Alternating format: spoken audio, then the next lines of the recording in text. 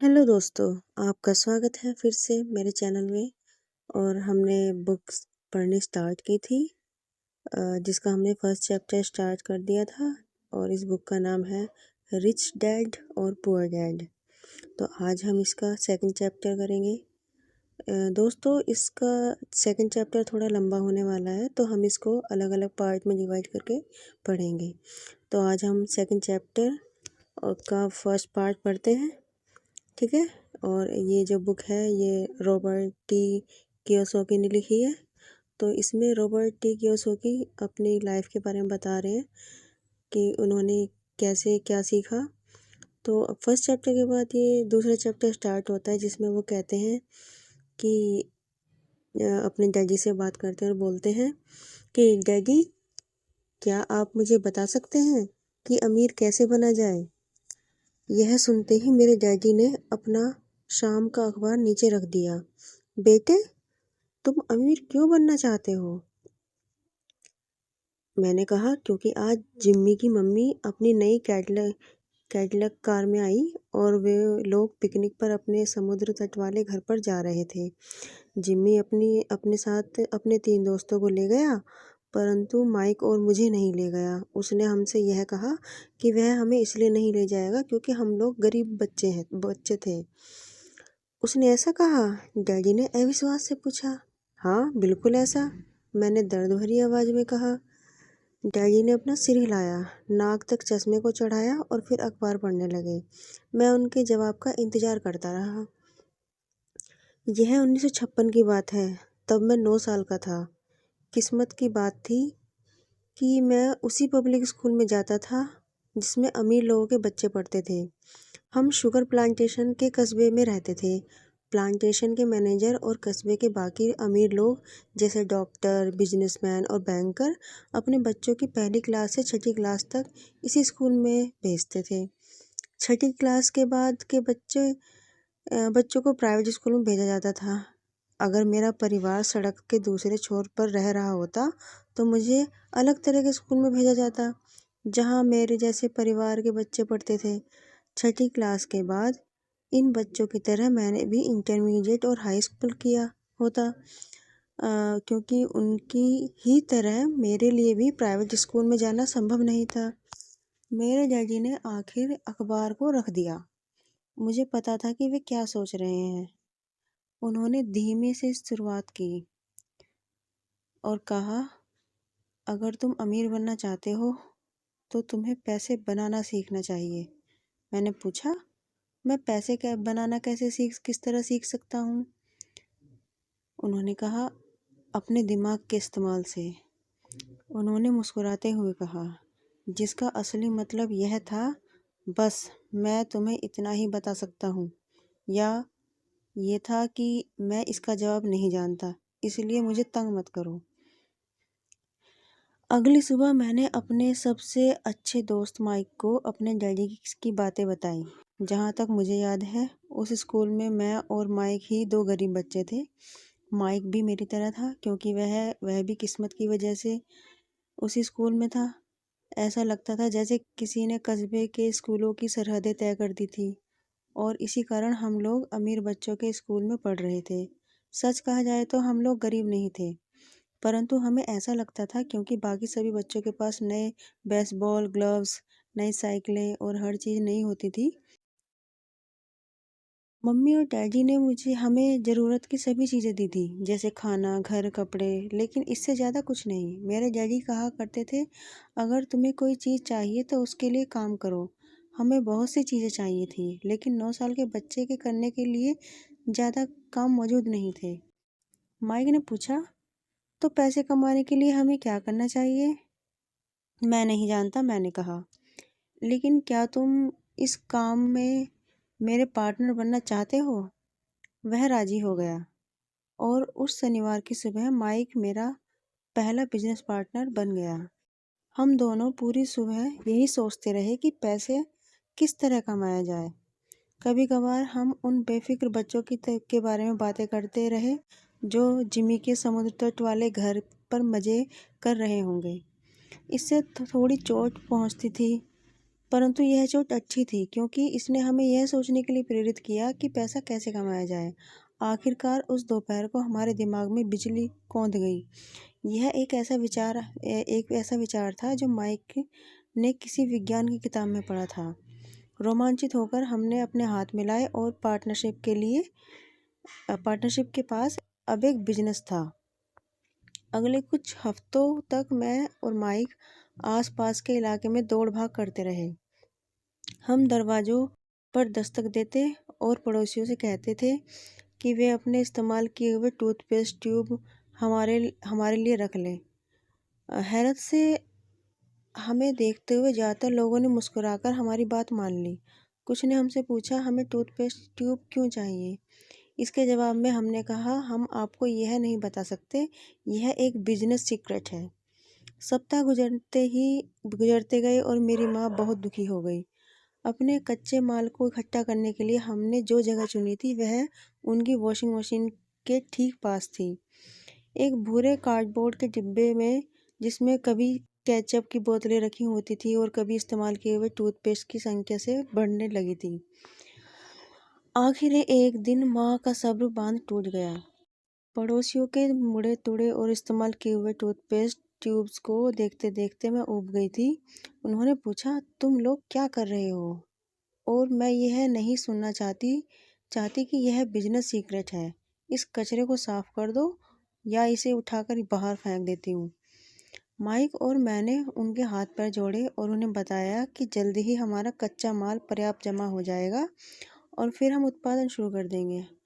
हमने उन्हें बताया कि कुछ पड़ोसियों का इंतजार कर रहे थे ताकि वे अपने टूथपेस्ट से टूथब्रश खत्म कर लें। माँ ने उन्हें एक हफ्ते की मोहलत दे दी। उत्पादन शुरू होने की तारीख करीब आ गई थी। दबाव बढ़ चुका था। हमारे वेयरहाउस के मालिक यानी मेरी माँ ने हमारी पहली पार्टनरशिप कंपनी की जगह खाली करने का नोटिस थमा दिया था। अब माइक का काम यह था कि वे पड़ोसियों को अपने टूथपेस्ट जल्दी ख़त्म करने के लिए कहे और साथ ही यह भी जोड़ दे, दांत के डॉक्टरों का कहना है कि दिन में कई बार ब्रश करना चाहिए। मैं उत्पादन की प्रक्रिया में ठीक ठाक करने में जुट गया। एक दिन मेरे डैडी अपने दोस्त के साथ कार में बैठकर पोर्च में आए और उनके आश्चर्य का ठिकाना नहीं रहा जब उन्होंने वहाँ 9 साल के 2 बच्चों को उत्पादन की प्रक्रिया में पूरी गति से जुटे देखा। हर जगह बारीक सफ़ेद पाउडर बिखरा हुआ था। एक लंबे मेज पर स्कूल से लाए गए दूध के छोटे कार्टन थे और हमारे परिवार की हिबाची ग्रिल लाल दहकते कोयले के साथ अधिकतम गर्मी पर जल रही थी। डैडी सावधानी से चलकर हमारे करीब आए। चूँकि हमारे उत्पादन की प्रक्रिया में पोर्च पर कर लिया था, इसलिए उन्हें कार बाहर खड़ी करनी पड़ी। जब वे और उनके दोस्त पास आए तो उन्होंने कोयले के ऊपर रखा एक स्टील का बर्तन देखा जिसमें टूथपेस्ट के ट्यूब पिघल रहे थे। उन दिनों टूथपेस्ट प्लास्टिक के ट्यूब में नहीं आते थे। ट्यूब शीशे के बने होते थे। एक बार पेंट के जल जाने पर हम ट्यूब को स्टील के बर्तन में डाल देते थे ताकि वह पिघलकर द्रव के रूप में आ सके। इस पिघले हुए शीशे को हम छोटे छेद वाले दूध के कार्टनों में डाल रहे थे।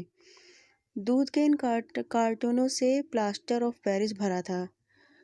हर तरफ फैला सफ़ेद पाउडर प्लास्टर ही था जिसमें हमने पानी मिलाया था। जल्दबाजी में मैंने उसके बैग को गिरा दिया था और पूरी ज़मीन ऐसी लग रही थी जैसे वहाँ अभी अभी बर्फ़ का तूफान आया हो। दूध के कार्टन बाहरी बक्से थे जिसके भीतर प्लास्टर ऑफ पेरिस के सांचे थे। मेरे डैडी और उनके दोस्त हमें देखते रहे और हम पिघले हुए शीशे का प्लास्टर ऑफ पेरिस के क्यूब के ऊपर से छेद में डालते रहे। संभल कर, मेरे डैडी ने कहा। मैंने बिना सिर उठाए हामी भर दी। आखिरकार जब शीशे को डालने का काम ख़त्म हो गया तो मैंने स्टील के बर्तन को नीचे रख दिया और फिर अपने डैडी की तरफ मुस्कुराया। उन्होंने हल्की मुस्कान के साथ पूछा, तुम लोग क्या कर रहे हो? हम वही कर रहे हैं जो आपने बताया था। हम अमीर बनने जा रहे हैं, मैंने कहा। हाँ? माइक ने सिर को हिलाते हुए और मुस्कुराते हुए कहा। हम दोनों पार्टनर हैं। डैडी ने पूछा, और इन प्लास्टर के सांचों में क्या है? देखिए, मैंने कहा, इसमें एक बहुत अच्छी चीज़ है। छोटे हथौड़े से मैंने सील को ठोका, जिससे बाहरी खोल टूट गया। सावधानी से मैंने ऊपर के आधे प्लास्टर को हटाया और जस्ते का एक सिक्का बाहर गिर गया। हे भगवान! मेरे डैडी ने कहा, तुम लोग जस्ते के सिक्के ढाल रहे हो? बिल्कुल सही, माइक ने कहा।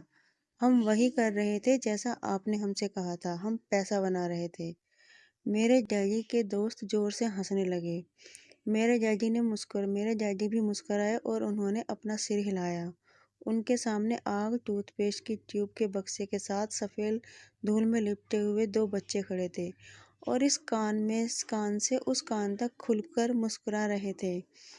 उन्होंने हमसे कहा कि हम सब कुछ छोड़कर उनके साथ चलें और घर के सामने वाली सीढ़ी पर बैठें। मुस्कुराते हुए उन्होंने हमें जालसाजी शब्द का मतलब समझाया। हमारे सपने धराशायी हो गए थे। तो आपका मतलब है कि यह गैरकानूनी है? माइक ने कांपती हुई आवाज़ में पूछा। छोड़ो भी, डैडी के दोस्त ने कहा। हो सकता है कि बच्चे अपनी जन्मजात प्रतिभा को विकसित कर रहे हों। मेरे डैडी उन्हें घूरते रहे। हाँ, यह गैरकानूनी है, डैडी ने नरमी से कहा। परंतु तुम लोगों ने यह साबित कर दिया कि तुम में कुछ बहुत ज़्यादा रचनात्मकता और मौलिक विचार हैं। इसी तरह आगे बढ़ते रहो, मुझे तुम पर गर्व है। निराश होकर माइक और मैं तकरीबन 20 मिनट तक चुपचाप अपना सिर पकड़कर बैठे रहे। इसके बाद हमने सारा अटाला साफ कर दिया। पहले दिन हमारा बिजनेस चौपट हो गया था। पाउडर साफ करते हुए मैंने माइक की ओर देखा और कहा, मुझे लगता है जिम्मी और उसके दोस्त ठीक कहते हैं, हम सचमुच गरीब हैं। जब मैंने यह कहा तब डैडी बस जाने ही वाले थे। बच्चों, उन्होंने कहा, तुम गरीब तभी कहलाओगे जब तुम लोग हार मान लोगे। सबसे महत्वपूर्ण चीज़ यह है कि तुमने कुछ किया। ज़्यादातर लोग केवल अमीर बनने के बारे में बात करते रहते हैं और उसके सपने देखते रहते हैं। तुमने कुछ किया है, मुझे तुम पर गर्व है। मैं एक बार फिर से यही कहूँगा, आगे बढ़े चलो, हार मत मानो। माइक और मैं खामोश खड़े रहे। ये सब सुनने में अच्छे थे, परंतु हमें यह पता नहीं था कि हमें क्या करना चाहिए। तो ऐसा क्यों है डैडी कि आप अमीर नहीं हैं? मैंने पूछा। क्योंकि मैंने एक स्कूल टीचर का बनने का फैसला किया था।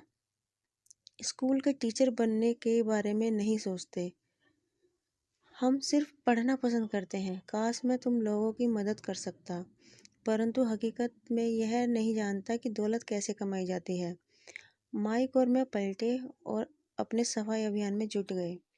डैडी ने कहा, अगर तुम लोग यह सीखना चाहते हो कि अमीर कैसे बना जाता है, तो मुझसे मत पूछो। माइक, तुम अपने डैडी से यह सवाल करो। मेरे डैडी?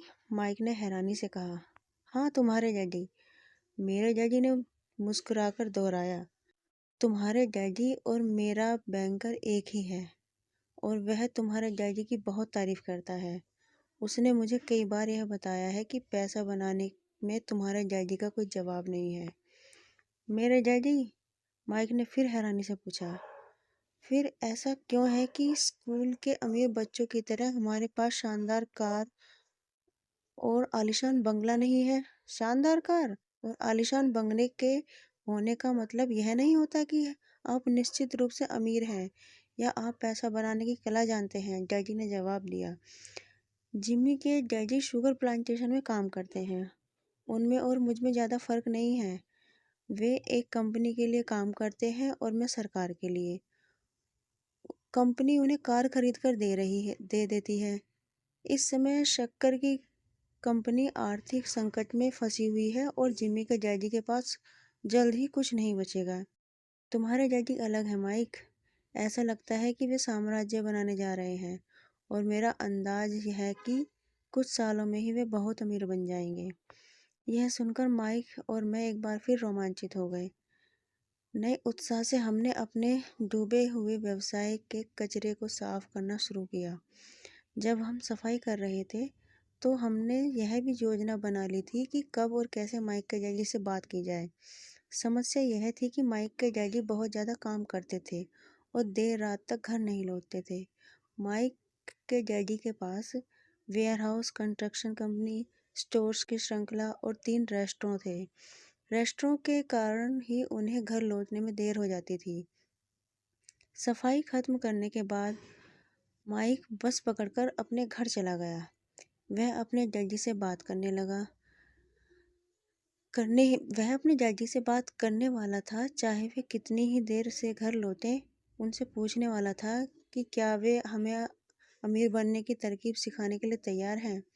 माइक ने मुझसे वादा किया है कि जैसे ही वह अपने डैडी से बात कर लेगा, वह मुझे फ़ोन करेगा, चाहे कितनी ही देर क्यों ना हो जाए। फ़ोन रात को 8:30 बजे आया।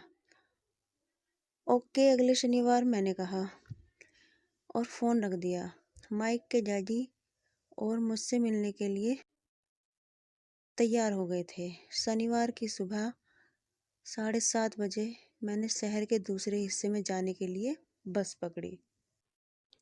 तो दोस्तों, आज ये हमारी इस बुक का सेकंड चैप्टर का फर्स्ट पार्ट हमने कंप्लीट कर लिया है। तो कैसा लगा आपको ये पार्ट? इससे आगे की कहानी हम कल कंटिन्यू करेंगे। तो हमारे साथ बने रहने के लिए धन्यवाद। अगर आपको ये कहानी अच्छी लगी तो चैनल को लाइक करिए, सब्सक्राइब करिए। Thank you.